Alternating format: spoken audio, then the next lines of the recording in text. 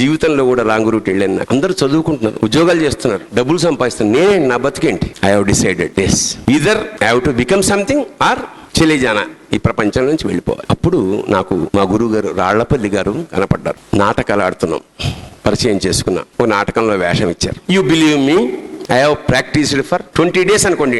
Day and night I was practicing, that's all. Ravindra Bharathi వేదిక మీద తొలిసారి నాటకం వేసినప్పుడు నా నటన చూసి రవీంద్ర భారతి మొత్తం లేచి నిలబడి చప్పట్లు కొట్టింది.